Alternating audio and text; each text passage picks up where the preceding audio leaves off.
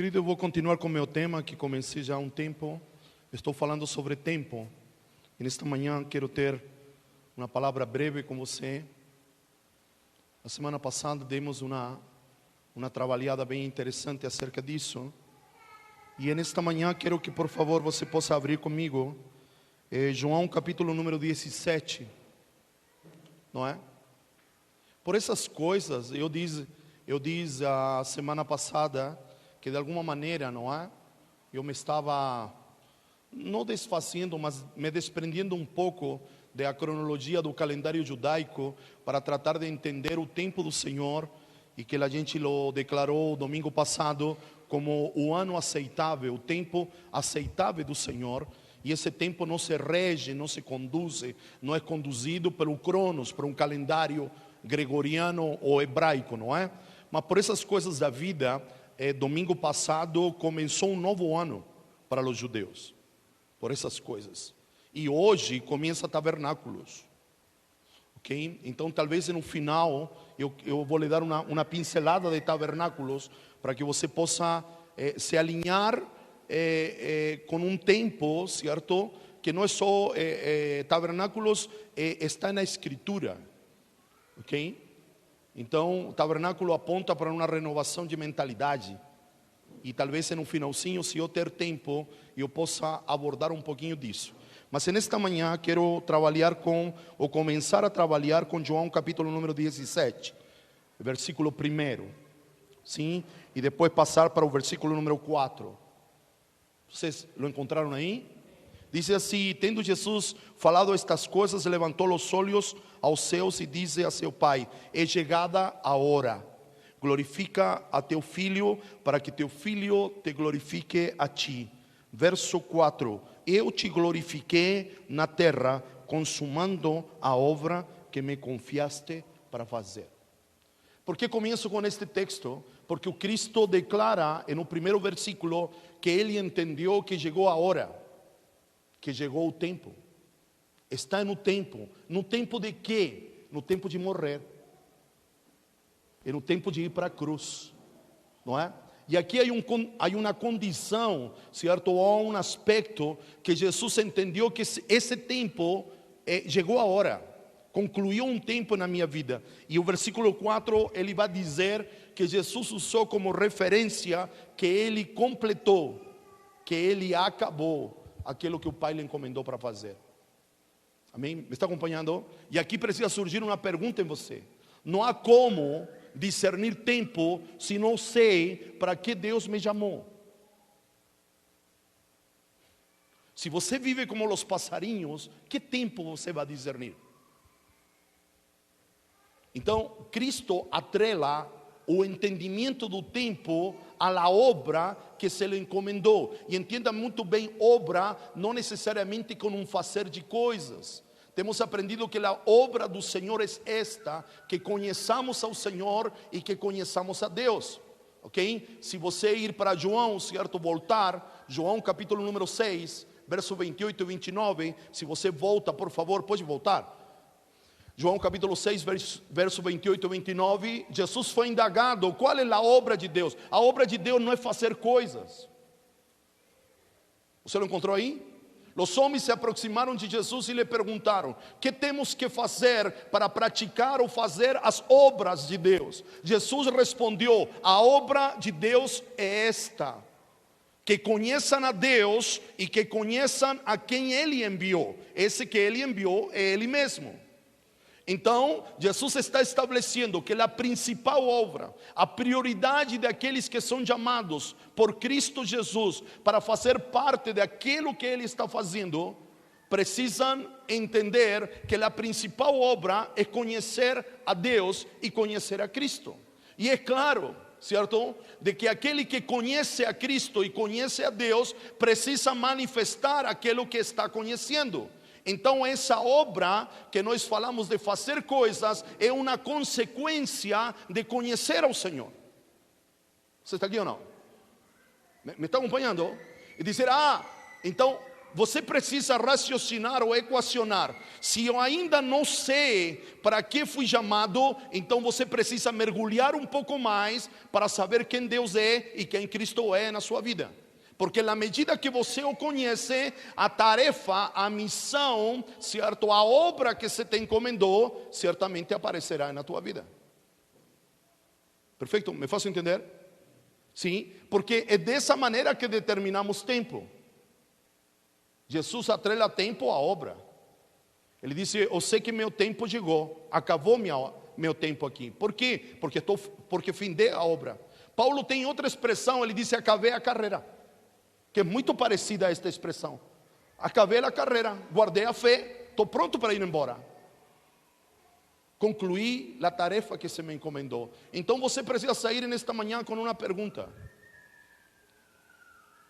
conheço o Senhor lo suficiente, se podemos dizer assim, para saber, não é, a tarefa que Ele me encomendou? Porque se não a sei, preciso me dedicar a conhecer o Senhor. Amém? Precisa se aprofundar nisso, não é? A ilustração do profeta, não é? Falamos isso na escola de fundamentos. Talvez você está na beira da praia, na beira do rio. É gostoso a beira do rio, mas o profeta nos incentiva a andar 500 côvados mais, e 500 côvados mais, e 500 côvados mais. Até onde, Dario? Até que a gente perde o controle da nossa própria vida. Se você diz: não, mas ainda eu controlo a minha vida, ainda eu sou um motorista deste táxi, você precisa se aprofundar um pouco mais. Porque até onde chega a ilustração do profeta? Hasta que ele não consiga tocar o fundo com o pé, e a correnteza do rio lo leva para onde o rio quer. Então, se você, nesse análise, certo, você diz: não, mas ainda há o autocontrole da minha vida, então você precisa ir mais para fundo. Porque essa é a ideia. Quando me aprofundo em Deus, vou perdendo o controle, entre aspas, da minha vida, para que a vida dele apareça em mim. De outra maneira, é mandar o velho homem para a cruz. É outra ilustração que nós usamos. Ok? Perfeito. Com base nisto, eu gostaria que você fosse agora para o capítulo número 2 de Daniel.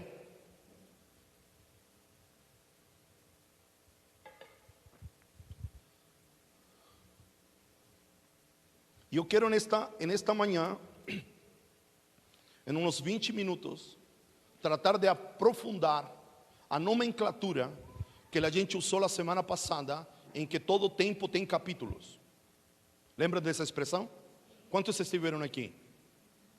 Sim? A semana passada falamos que quando falamos que Deus nos vai introduzir em um novo tempo, é uma força de expressão, porque já estamos introduzidos em um ano aceitável do Senhor. A medida do tempo que Deus conjuga não são meses, nem anos, nem estações. Na verdade, isso é uma ilustração para que possamos entender. Em Cristo fomos introduzidos em um único tempo, que o próprio Cristo lhe chama do ano aceitável do Senhor. E nesse tempo estamos. Não estamos procurando saber que tempo é assim, 2020. Não. Nós precisamos entender em que capítulo estamos do ano aceitável do Senhor. ¿Está acompanhando? Porque isso é o que Ele veio estabelecer. Ele veio estabelecer um grande jubileu, que Ele o chama, conforme o profeta Isaías, o ano aceitável do Senhor, o tempo oportuno do Senhor. Então nós precisamos saber a nossa vida, em que capítulo desse tempo está.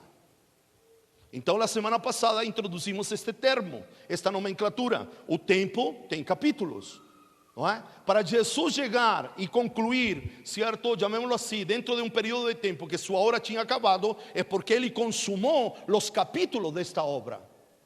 Me faço entender? Ele nasceu, ele se desenvolveu, ele começou seu ministério, que al igual que Paulo, como comecei dizendo, durou, certo? Não durou 31 anos, mas durou 3 anos e pouquinho, e ele teve 3 momentos dentro destes 3 anos ministeriais.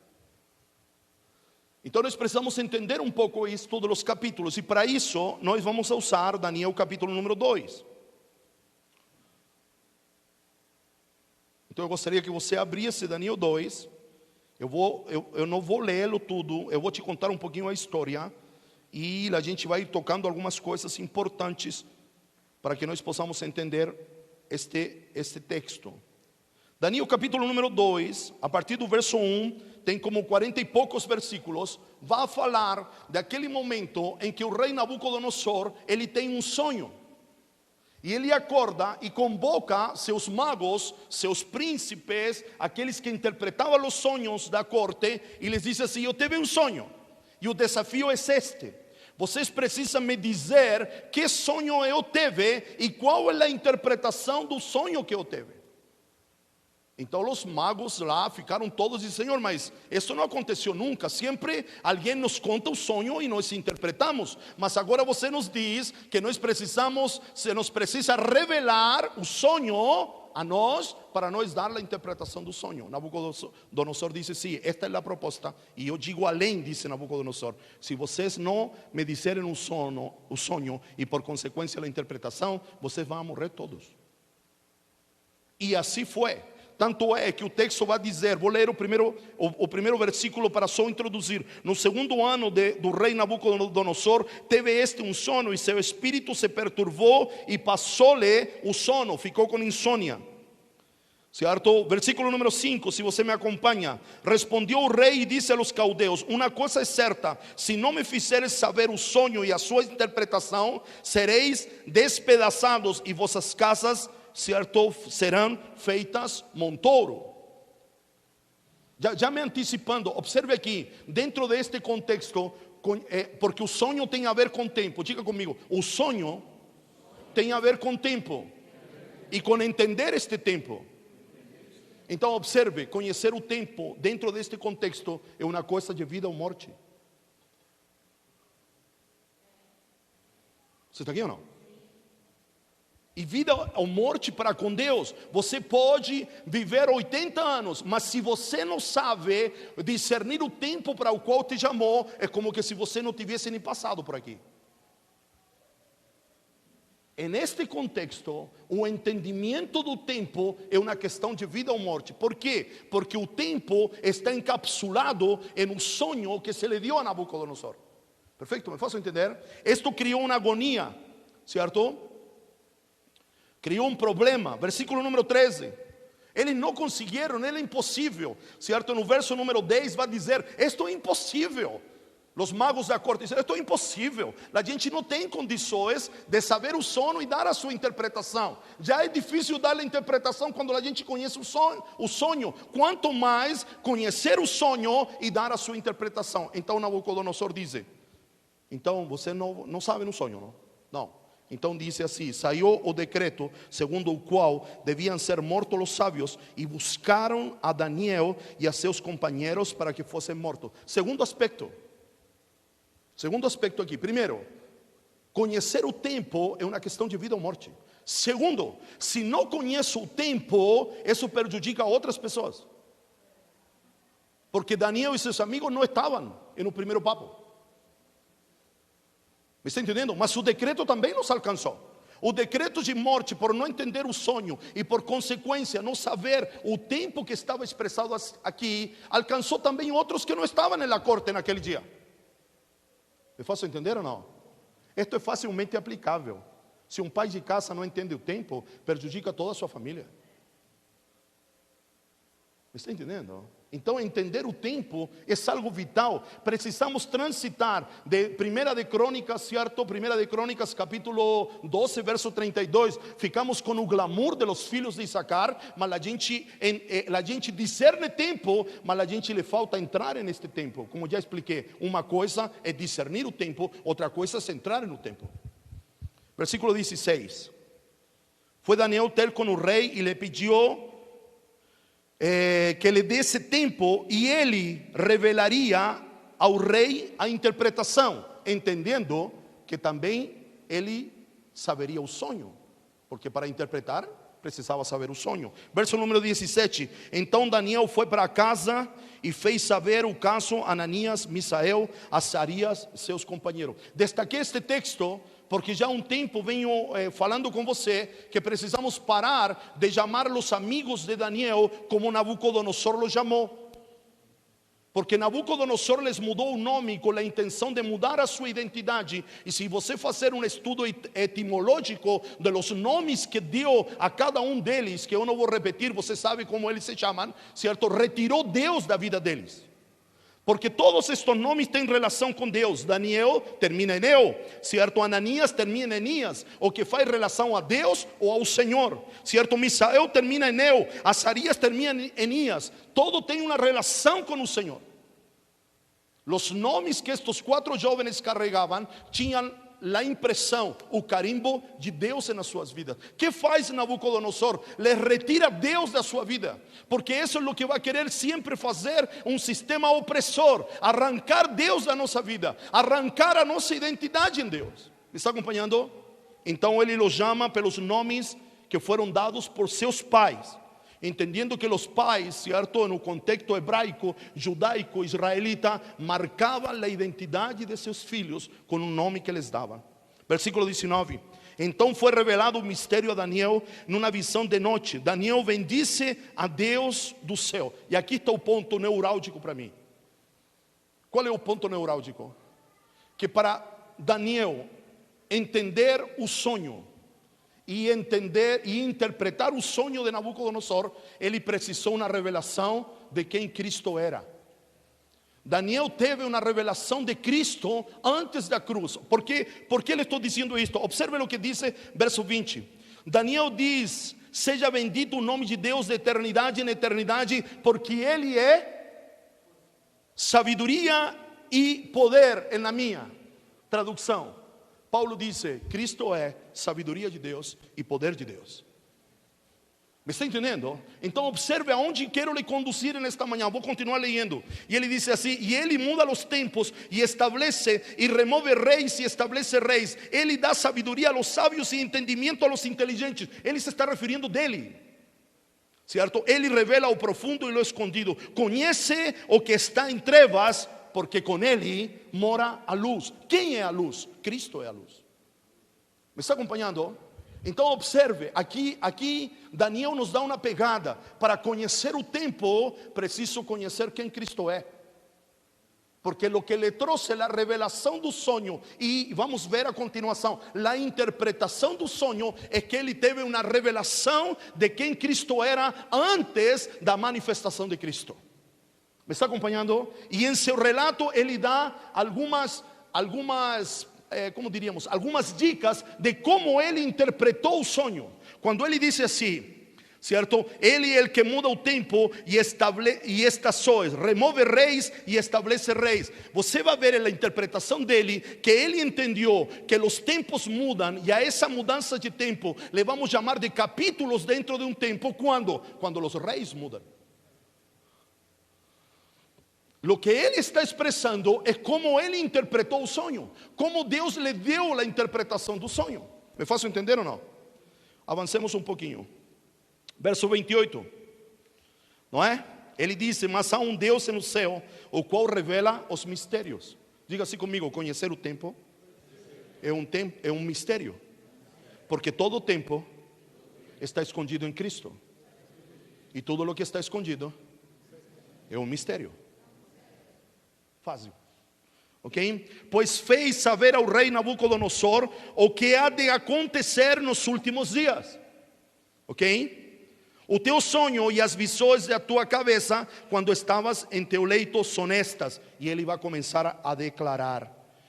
Ele vai começar a declarar uma estátua que tem cabeça, tronco e extremidades.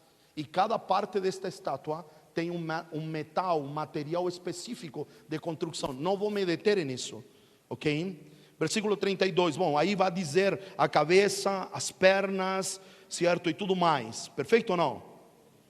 Muito bem, vou me deter aqui no finalzinho do verso 35, quando ele fala assim: mas a pedra que feriu a estátua se tornou em uma grande montanha que encheu toda a terra. A pedra é Cristo.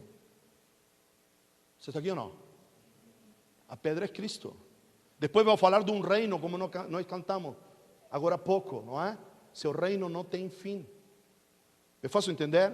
Não tenho tempo de ir por parte, porque meu tempo é pouco. Agora ele vai interpretar, e ele diz assim,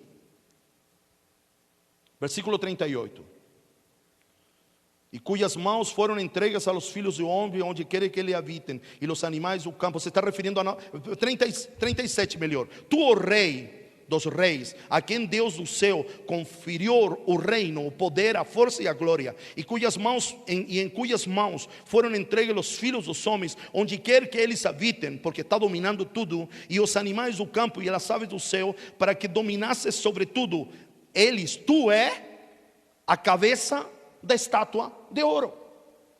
Perfeito? Depois de ti se levantará outro reino inferior ao teu. Aí você pode colocar entre parênteses los medos. Esse é o reino que vem depois, los medos. E eu gosto de los medos porque o rei de los medos persa é Dario. Está aí, está na Bíblia, cara. Ok? E será inferior ao teu, e virá um terceiro reino que é de bronze, o qual terá domínio sobre toda a terra. E o quarto, esse terceiro reino é Grécia. Se você estuda escatologia, é Babilônia, los medos, los gregos, los romanos e o reino de Cristo. Está acompanhando ou não? Sim ou não? Está aqui ou não? Muito bem. É domínio sobre a terra. O quarto reino, que é Roma, certo, será formado como ferro, pois o ferro e tudo quebra e esmiuça. Como o ferro quebra todas as coisas, assim ele fará pedaço e esmiuçará todas as coisas. Não só o Império Romano, mas está apontando para um Império Romano que se extiende, certo, na Igreja Católica Apostólica Romana. Não como a anticristo, não, sino como a propagação da religiosidade. Me faço entender ou não? Você está aqui? Então diga assim: há vários momentos dentro de um tempo, certo? E esses momentos se caracterizaram pelo surgimento de um rei e de um reino. Primeiro Nabucodonosor, depois os medos, depois os gregos, por último Roma, que se extiende hasta agora. Mas no final do processo será cortada uma pedra, certo, que dará nos pés da estátua, que é uma mistura de ferro e barro, para derrubar os antigos reinos e estabelecer um reino para sempre. ¿Está acompanhando ou não? Muito bem. Quanto a los pés que viste, verso 44, referindo-se a Cristo: mas em los dias destes reis, o Deus do céu suscitará um reino que não será jamais destruído. Este reino não passará a outro povo. Ele é o final, é o último capítulo. ¿Me está acompanhando? Esmiuçará e consumirá todos estes reinos, mas ele mesmo subsistirá para sempre. ¿Me está acompanhando? Então diga de novo comigo. En un sonho de Nabucodonosor se le revelou um tempo donde tinha 5 capítulos. Primeiro capítulo, Babilônia. Segundo capítulo, los medos persa. Terceiro capítulo, Grécia. Quarto capítulo, Roma. Quinto capítulo, o estabelecimento do reino de Deus sobre a terra. ¿Me está acompanhando? Então observe, dentro de uma unidade de tempo há 5 capítulos, determinado pelos reis que entram e pelos reis que saem. ¿Me está acompanhando? Sim ou não? Você está aqui?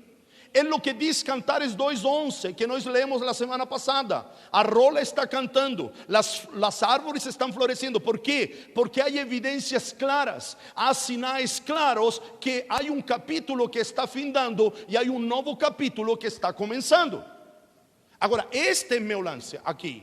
Precisamos entender que estamos introduzidos em uma única unidade de tempo chamada o ano aceitável do Senhor. E nessa unidade de tempo estão todos os anos que eu vou viver e todos os anos que você vai viver. Perfeito? Agora, você precisa discernir em que capítulo desse tempo você está, para não viver alheio ou distante. E aqui a gente pode usar, certo? Vamos lá, Efésios capítulo número 5, que não lo lemos a semana passada, mas quero lê-lo agora. Versículo 15.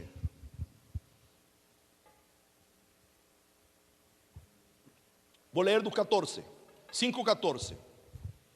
Você me está acompanhando, sim ou não? Querido, este ensino é muito importante para discernir o tempo que você está vivendo, para parar de viver como os passarinhos. Ah, mas por que o Celinho foi hoje reconhecido e eu ainda estou aqui? Porque para ele se lhe manifestou o tempo. E ele entendeu esse tempo e entrou nesse tempo. E em Deus fez por onde para viver e manifestar esse tempo na sua vida.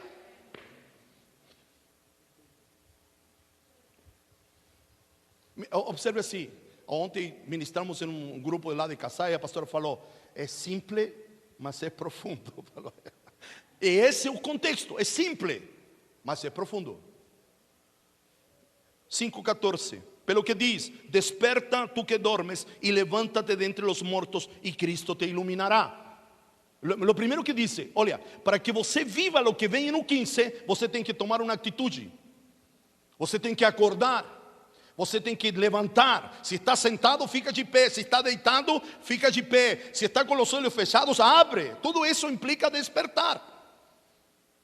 Lamentavelmente, como começamos dizendo aqui, ele está dormindo num sono de morte, porque ele dorme entre os mortos. Sim ou não? Verso 15. Portanto, se você acordou, se você fez o primeiro, portanto, vede prudentemente como andais, não como necios, e sim como sábios, remindo o tempo. Sabe o que significa remir o tempo? Comprá-lo e trazê-lo de volta para mim. Remir é comprar de volta. É dizer, o tempo está aí. Hoje, certo, à meia-noite, não foi dado 24 horas este dia. É dizer, como vamos viver estas 24 horas? Para viver em plenitude este tempo, eu tenho que comprá-lo para mim. Eu tenho que trazê-lo para mim. Dizer, não é, é um tempo só, amanhã é domingo. Não, não, não. Eu tenho responsabilidade sobre esse tempo. Quem se responsabiliza do tempo é sábio. Quem não se responsabiliza do tempo é nécio. Essa é a nomenclatura que usa Provérbios, não é? Mas a nomenclatura que usa Paulo mais explicitamente é o nécio e imaturo. O sábio é o maduro, aquele que está sendo processado no processo da maturidade, remindo o tempo. Por quê? Porque os dias são maus. Sabe o que significa os dias são maus? Que o inimigo vai batalhar para te roubar esse tempo, para que você não entenda, para que você viva na ignorância. Tudo o que ignoramos, não desfrutamos. A ignorância é trevas. Tudo o que você ignora, você pode estar sentado sobre um tesouro, mas porque você ignora, você não usufrui. Para que não ignoreis, certo? Que só os dias são maus, é onde eu estou, porque os dias são maus. Por esta razão, olha o que diz Paulo: não vos torneis insensatos. Novamente, abre teu olho. Não anda como os outros andam, não entra, mas procurai compreender qual seja a vontade do Senhor. E você precisa entender que a vontade é um mistério. Estamos aprendendo isso na escola de fundamentos. A vontade do Senhor é um mistério que está escondido em Cristo. Se você quer saber qual é a vontade do Senhor, você precisa conhecer a Cristo. Você não precisa conhecer a última música. Você não precisa orar como o último, certo? Ontem eu falava, certo, lá o pastor imposta está a voz para orar. Eu falei, misericórdia, meu. A gente vem de uma ideia que se a gente imposta a voz, parece que Deus ouve. Sim ou não? Não, Deus ouve, sabe por quê? Porque temos Cristo. O nosso link com Deus se chama Cristo. Está acompanhando? E eu entendo a música que canta Davi Fernandes: o fundamento, o sacrifício, a porta que me levará ao Pai. Mas houve uma porta que já me levou ao Pai. Porque se eu estou no Cristo, eu estou no Pai. Mas no processo, certo, chegará um dia que definitivamente Ele me introduzirá no Pai. Mas eu já estou no Pai. João 17 diz: eu e o Pai somos um. Se eu estou no Pai, o Pai está em mim. Se eu estou em Cristo e estou no Pai também. Agora, esse processo vai se completar quando certamente Cristo lhe entregue o reino ao Pai e voltemos todos a ser um.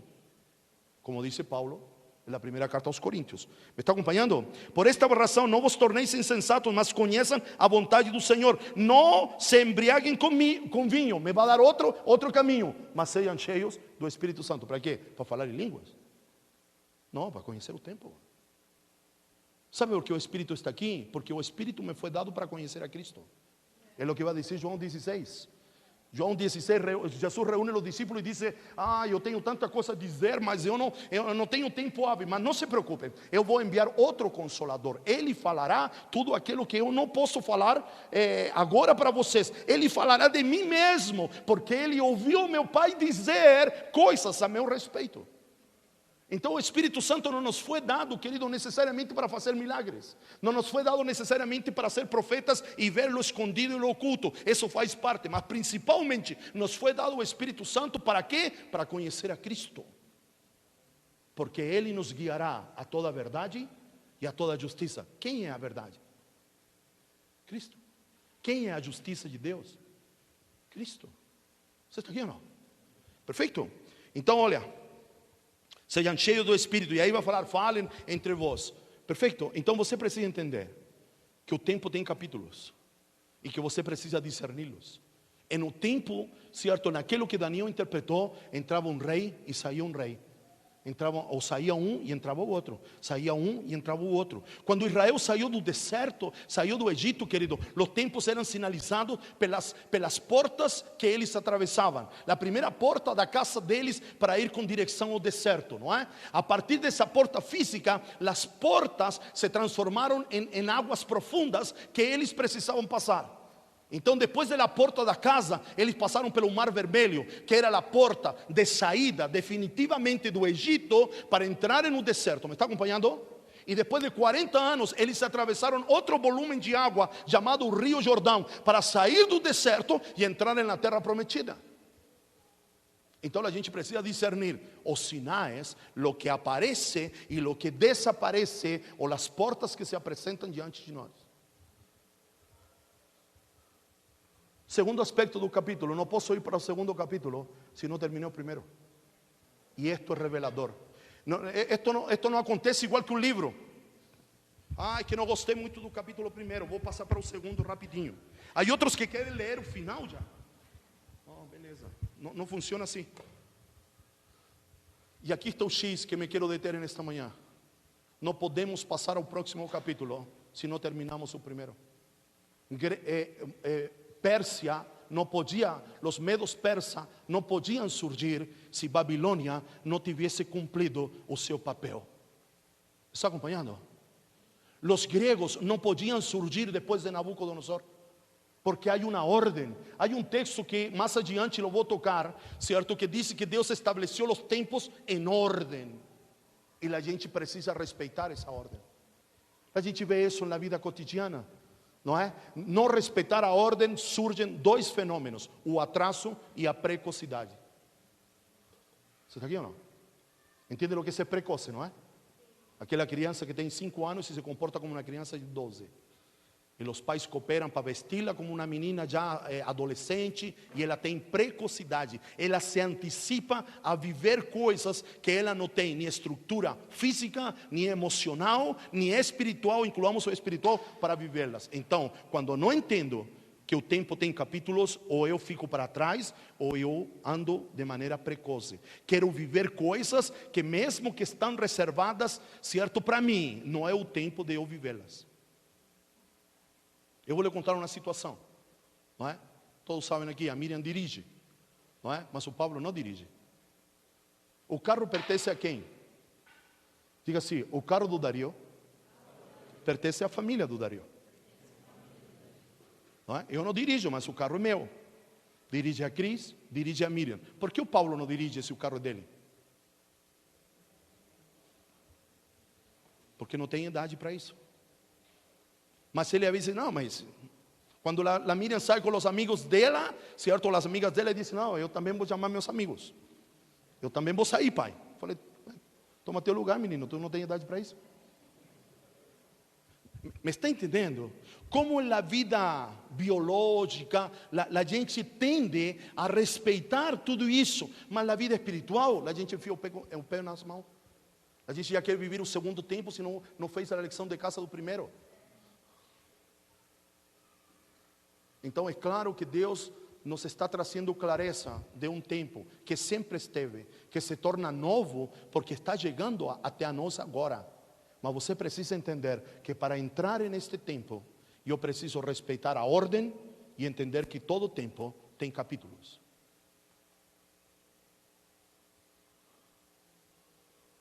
Eu vou fechar a minha palavra. Às vezes a gente se pergunta, por que acontece com esse e não acontece comigo? Talvez, vou chutar uma resposta, porque nesse que está acontecendo, está respeitando os capítulos desse tempo. Ah, então em mim não acontece, por quê? Porque talvez você ignora que o tempo tem capítulos. E você quer viver todo de uma vez. Mas isto não é viver todo de uma vez. Isto é passo a passo. Primeiro, por assim dizer, aplique em você. Primeiro os babilônicos. Vou viver intensamente Babilônia, por assim dizer, em uma ilustração. ¿Para quê? Para que se inaugure um tempo chamado Medos Persas em mim. E vou viver intensamente este segundo capítulo para que Grécia, por assim dizer, está entendendo a ilustração, não é? Apareça em mim e eu possa avançar. E depois vai vir outro tempo. É claro que vai vir um tempo da consumação, como aqui há um quinto reino que vem para se estabelecer. Mas esse reino não pode aparecer enquanto os 4 primeiros não tenham cumprido a sua função. Você está aqui ou não? Então você precisa parar nestes dias, porque não é suficiente saber que estamos perante o ano aceitável do Senhor.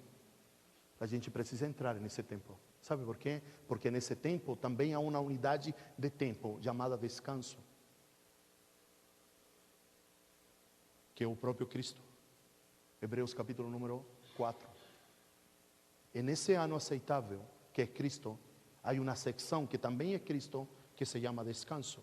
E descanso não é ficar de perna para o ar. Entrar no descanso significa conhecer ao ponto, conhecer Cristo ao ponto de entender os tempos e viver plenamente os tempos. Sabe quando a gente descansa? Pergunte para mim, quando a gente descansa? Eu le vou responder com uma pergunta. Não é burrice responder com outra pergunta, mas eu vou lhe responder.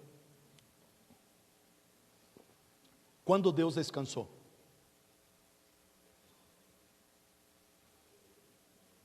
Depois de ter consumado o projeto, a obra. Sim, mas observe, dentro dessa declaração está embutido que Deus descansou quando encontrou alguém que fizesse aquilo que Ele queria fazer, que era Adão. O último a ser criado foi Adão. E aí Ele descansou. Ele disse: encontrei alguém que vai poder fazer para mim aquilo que eu queria fazer. Quando você descansa? Quando encontra alguém que vai fazer tudo aquilo que Deus lhe pediu para fazer. Esse alguém se chama Cristo. Se você encontrou a Cristo, você encontrou seu descanso. Acabou meu tempo. Preciso orar. Está acompanhando? Você precisa de Cristo? Você precisa de Cristo? Ele é o teu descanso. Ele é aquele que te sinaliza o tempo. Guarde, Daniel disse: olha, há um Deus cheio de sabedoria e cheio de poder. Sabedoria e poder apontam para Cristo. Ai, que não consigo entender o Cristo. Então o tempo, debruça sobre Cristo. Gasta teu tempo em Cristo. E nisso precisamos investir os nossos dias, em conhecer o Senhor. Oséias capítulo 6, verso 3 tem que ser o texto de nossos dias. Conheçamos e prossigamos em conhecer o Senhor, até que o dia se estabeleça. Ele vai continuar dizendo, assim como o dia, não é? O dia tem várias etapas. O estabelecimento do dia é ao meio-dia, quando o sol chega, por assim dizer, é a metade de onde o dia se estabelece, mas ele tem capítulos. Você não pode viver mais como os passarinhos. Você precisa conhecer o tempo que você vive, e mais que conhecê-lo, você precisa ser introduzido nesse tempo. Amém? Eu vou lhe deixar uma tarefa, ok? De hoje ao domingo, os judeus celebram tabernáculos. O que é tabernáculos? Não é? Era uma festa onde o povo de Israel fazia menção da sua peregrinação no deserto. Profeticamente é o tempo que nós estamos vivendo, porque como igreja haviam 3 festas importantes para Israel. Primeiro, a Páscoa. Segundo, Pentecostes. E terceiro, tabernáculos. Todas as outras festas fora dessa os judeus podiam faltar, mas nestas eles não podiam faltar. De uma maneira profética, a igreja passou pela Páscoa, passamos pela cruz, se nos foi revelado o sacrifício de Cristo. Me está acompanhando? A partir de 1900, mais ou menos, a gente foi mergulhada na segunda festa, na festa do Pentecostes. Se deu ênfase ao Espírito Santo, se deu ênfase aos dons. E não é que não damos ênfase hoje, mas hoje, profeticamente, estamos vivendo a terceira festa. Estamos como peregrinos nesta terra. Está acompanhando? Então, os judeus faziam uma festa chamada Festa dos Tabernáculos. A los 15 dias de um mês, de este mês, certo? Vocês vão ver isso em Neemias 8.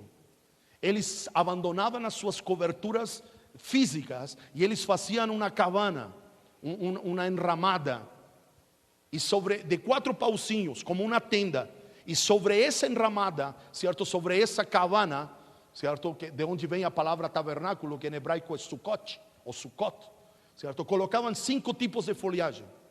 Primeiro, não é? Isso já lo aprendemos.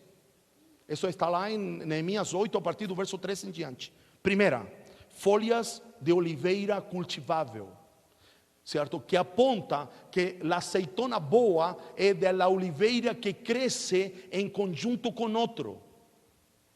Por isso o jardim das oliveiras. ¿Por que as oliveiras se cultivavam todas juntas? Porque quando elas estão juntas, o produto que elas produzem é de melhor qualidade. O azeite para consumo doméstico e para consumo de combustível, porque o azeite produzido por Israel também iluminava, não só temperava, mas ele iluminava, era produzido pelas oliveiras que produzem em conjunto. Isso aponta para um espírito corporativo. Segundo, folha de sambujeiro ou de oliveira brava, aquela que cresce sozinha. Essa dá uma azeitona miudinha, que não serve nem para óleo doméstico, nem para óleo de combustível. Porém, serve para fazer um tipo de loção, para passar no corpo quando há dor. O primeiro que você precisa entender, que o projeto de Deus é que a gente produza juntos. Ok? Porque longe há uma pequena produção, mas é só um bálsamo para a dor. Está acompanhando? Terceira, murta, que aponta para Esther. Murta, mirto, Esther, que aponta para uma folhagem profética, de entender todo o contexto profético de Deus para os nossos dias. Quarta folhagem, palmeira, que fala de retidão, que fala de masculinidade. Me está acompanhando? Então a quarta folhagem era palmeira, que aponta para um caminhar reto. Os reis que fizeram lo reto diante dos olhos de Deus, que mantiveram perpendicularidade, verticalidade. Está acompanhando? E aponta para a masculinidade, para se comportar como um varão. Aquilo que você já ouviu de mim. Em um lado romântico, a igreja é noiva, a igreja é amada, não é? Mas no lado da maturidade, você tem que levantar o vestido da noiva. Porque ela não tem sapato de salto, ela tem coturno. Porque ela é varão, ela é macho. Você está entendendo ou não? Porque Jesus não disse que não vai chegar à estatura de uma noiva perfeita.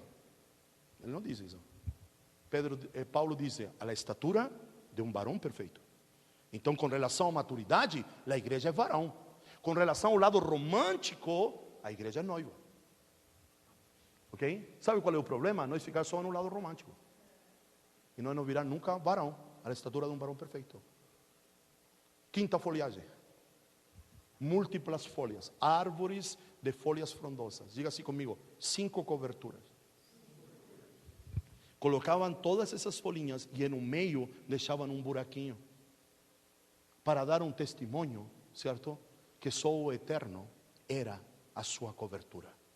Por isso eles abandonavam estas coberturas. Por isso eles saíam de suas casas e faziam enramadas. Não é? Enramadas ao ar livre. Então queria lhe propor uma coisa. O texto abra por favor aí, Neemias 8.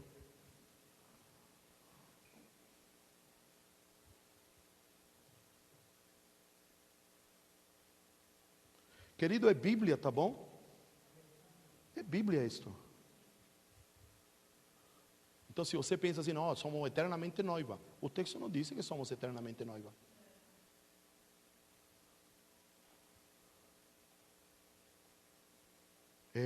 Neemias 8.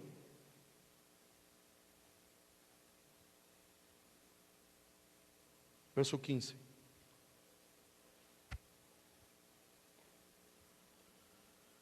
¿Se encontrou? Verso 15, que se publicasse e fizessem passar pregão por todas as cidades e em Jerusalém, dizendo: saia ao monte e trazer ramos de oliveira, ramos de sambujeiro, ramos de murta, ramos de palmeira e ramos de árvores frondosas. Aquilo que lhe acabei de explicar, certo? Para fazer o quê? Uma cabana, como está escrito. Quero lhe fazer uma recomendação: suba a montanha, suba o monte. Primeiro comando: suba um monte. Ok? Não necessariamente um monte físico. Ok? E adquira uma nova maneira de pensar. Porque todas essas coberturas estavam sobre a cabeça.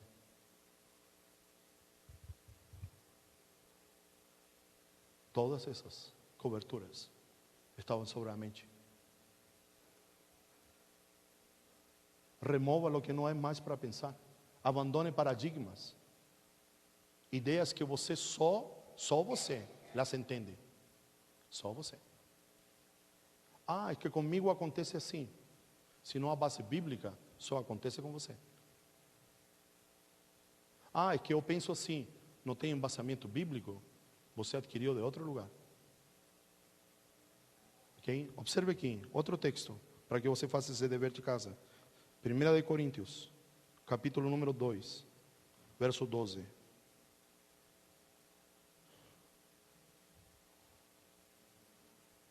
de 1 Coríntios.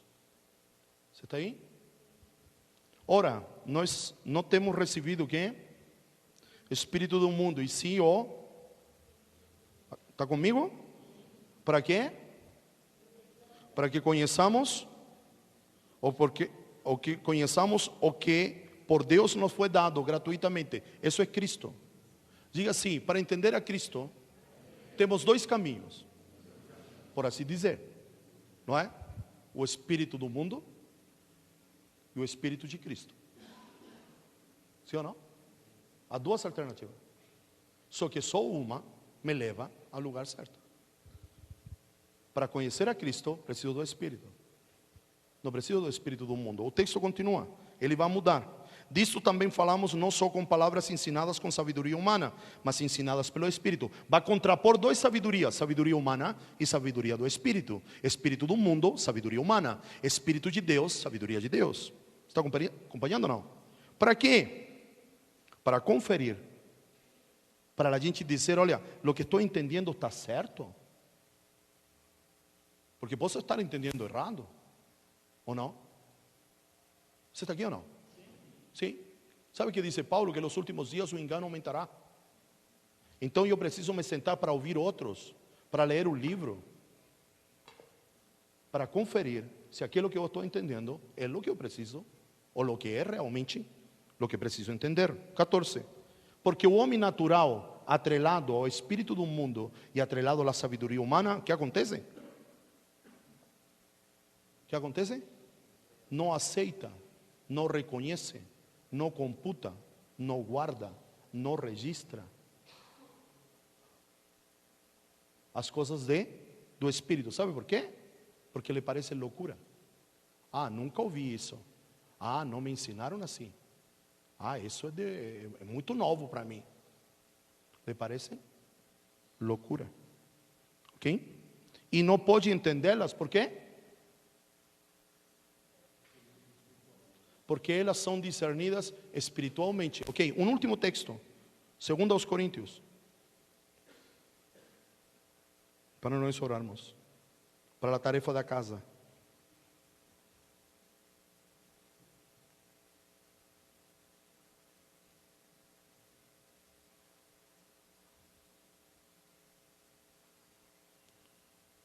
Verso 4. 2:4, 2 Coríntios, capítulo 4, verso 4. Se encontrou? Nos quais o Deus deste mundo, o Deus deste século, que fez? Cegou o quê? Para quê? Ok? O qual o Deus deste mundo cegou o entendimento de quem? Está aí ou não? Diga assim: dos incrédulos. Pergunta: ¿los incrédulos están aquí o están lá fora? Os incrédulos estão aqui e estão lá fora também. Os incrédulos não são só os que não creem. Podemos ser incrédulos aqui, porque não creemos em lo que está sendo dito. Então, quem cai na teia da incredulidade ganha um brinde.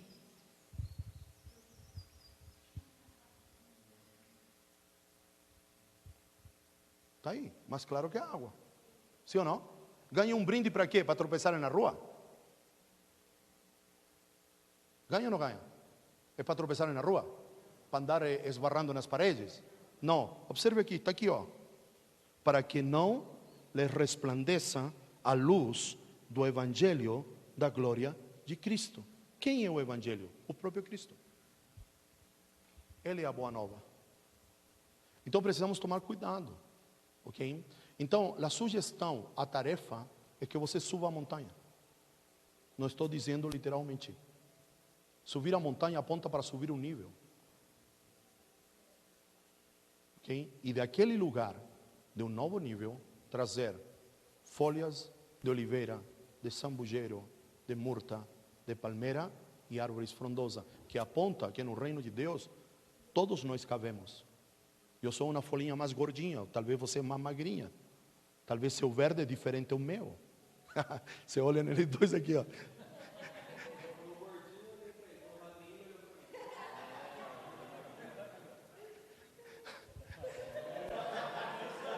Não, cada um julgue-se a si mesmo como ache conveniente. Não, estou pensando que na semana passada vocês estavam sentados aqui, e um jogando ferpa para o outro sentado aqui. Agora tu fugiu dele, mas ele ainda te segue, cara. Isso é o que eu pensei. Ele me te amo tanto. Então voltemos aqui, suba a montanha, suba o nível. Suba o nível. E traga de Deus, Ele é a montanha. Essas 5 folhagens, para que você pense de uma maneira diferente. O único que está em jogo é o progresso da vida de Deus em você. Você não vai fazer mais feliz se você progride. Você vai fazer feliz a Deus se você progride. Se você abrir mão de certos conceitos que não te levam a nada. Sabe, eu vou lhe dar uma tarefa específica. Abra mão de sua justiça própria. Esse é um pensamento que nos limita. Sempre querer ter a razão. Sempre achar que temos direito a alguma coisa. Vista-se de outra maneira nestes dias. Para que você possa não só conhecer o tempo, mas entrar no tempo. Acredito que é oportuno que durante toda esta semana, de domingo a domingo, 8 dias, os judeus, de maneira física, vão comemorar esta festa. E vão viver fora das estruturas. Não fora desta estrutura, mas fora destas estruturas. Para poder corresponder melhor ao tempo que estamos vivendo. Para não ser tão só peregrinos. Para a gente não só estar no deserto, mas passar pelo deserto e chegar na próxima etapa. Porque não é suficiente só passar pelo deserto. Eu preciso chegar na outra etapa. Lembre-se uma palavra que já ministramos. Israel comeu, mas não chegou. Ficou prostrado no deserto. Então, temos 8 dias para subir a montanha e extrair de Deus essas 5 folhagens para nossa cobertura mental. Okay? Eu posso procurar, nós fizemos uma ação multiplicadora com tudo isso uma vez. Eu acredito que meu pager eu ainda tenho o estudo. Eu posso colocá-lo à disposição de você. Porque o mais interessado em que você seja transformado, e aqui abro um parênteses, Deus não quer mudança. Porque quem muda pode voltar novamente a fazer aquilo que antes fez. Deus demanda transformação das nossas vidas. Você não precisa de motivação, você precisa de inspiração. Porque o Espírito inspira, a alma precisa de motivação. Bem, temos 8 dias aí. Como dizia, os judeus vão celebrar na carne, por assim dizer, fisicamente. Que tal a gente não se pegar disso? Para a gente fazer uma queima de arquivo, deletar de pastas que só ocupam memória, mas não produzem nada. Amém? Queria orar com você agora e que você possa preparar a sua primícia. Na verdade, a sua generosidade. você possa expressá-la através de primícia, dízimo, oferta missionária, contribuição. Senhor, nesta manhã lançamos esta palavra. Nos dê graça como Daniel, Senhor, para entender o que não entendemos, para ver o que não vemos, para ouvir aquilo que ainda não temos ouvido. Em especial, Senhor, para entender o tempo, e não só entender o tempo, mas sermos introduzidos no tempo, Senhor. Senhor, nos ajuda nestes dias. Senhor, de alguma maneira, a festa que estão comemorando os judeus pode apontar, sinalizar para um momento específico na nossa vida, Senhor. Queremos subir um nível, queremos, Senhor, nos esforçar em Ti, Senhor, e adquirir de Ti estas 5 folhagens, Senhor. Senhor, revela a nosso espírito que sozinhos não vamos chegar em lugar algum. Precisamos de uma mente corporativa, Senhor. Que a única maneira de produzir um fruto que corresponda à demanda é que frutifiquemos juntos, Senhor. Senhor, nos dá a retidão da palmeira, nos dá a verticalidade da palmeira, nos dá, Senhor, a masculinidade da palmeira, Senhor, para que alcancemos maturidade conforme um varão perfeito. Senhor, coloque murta sobre nós a nossa percepção profética, que seja aumentada nestes dias, os nossos sentidos proféticos, olhos para ver, ouvidos para ouvir, uma boca pronta para declarar, não necessariamente aquilo que temos visto e ouvido, mas que primeiro passou, Senhor, por uma reciclagem, um metabolismo dentro de nós, metabolizando dentro de nós, Senhor, e que entendamos que no corpo de Cristo há espaço para todos, aqueles que se predispõem a viver uma vida corporativa. Há lugar para o dedinho pequeno do pé, como há lugar para o nariz, Senhor. Há lugar para o olho, como há lugar para o joelho também, Senhor. Porque somos um corpo. Ajuda-nos, Senhor. Estamos empenhados em não só saber que há um tempo estabelecido sobre nossas vidas, mas precisamos entender este tempo para poder ser introduzidos neste tempo. Nos ajude como casa, nos ajude, Senhor, como filhos do Senhor. Não nos deixe ignorantes de nada. Dizemos não às trevas e dizemos sim à luz. Dizemos não aos véus que nos impedem de ver e nos expomos, Senhor, à luz que é Cristo, Senhor. Queremos comer do pão para seguir sendo, Senhor, fortalecidos nesta caminhada. Não queremos só passar pelo deserto, Senhor. Queremos chegar aonde o Senhor estabeleceu que devemos chegar. Para isso, vamos comer do pão que o Senhor está mandando. Não lhe vamos chamar, não o vamos nomear como nós queremos. Não lhe daremos um nome que nós queremos. Queremos chamar as coisas, queremos nomear as coisas como o Senhor las chama. E o Senhor chamou de pão, mas o povo chamou de maná. E porque não identificaram da mesma maneira, passaram pelo deserto, mas não chegaram, com exceção de Josué e Caleb, e tão só a nova geração que nasceu no deserto. Senhor, não queremos ficar no deserto, não queremos ficar prostrados. Para isso, Senhor, queremos subir a montanha e extrair do Senhor a mentalidade, que a mente de Cristo possa tragar os nossos pensamentos, que a mente de Cristo possa remover toda a fortaleza mental, que a mente de Cristo possa tragar todo o engano, todo o sofisma. Senhor, peço ao Senhor, por amor, remova a nossa justiça própria, Senhor, que tanto mal nos faz, Senhor, que tantos obstáculos, Senhor, coloca, Senhor. Subjugue a nossa alma, para que a nossa alma não se torne saboteadora do progresso e do desenvolvimento da vida de Deus. É o que nós oramos nesta manhã, Senhor, com consciência e com entendimento, Senhor. Senhor, queremos crer para não ganhar um brinde, Senhor, de um véu que nos impede a ver a realidade do Senhor para conosco e para com a comunidade de fé na qual estamos inseridos. Em nome de Jesus. Amém.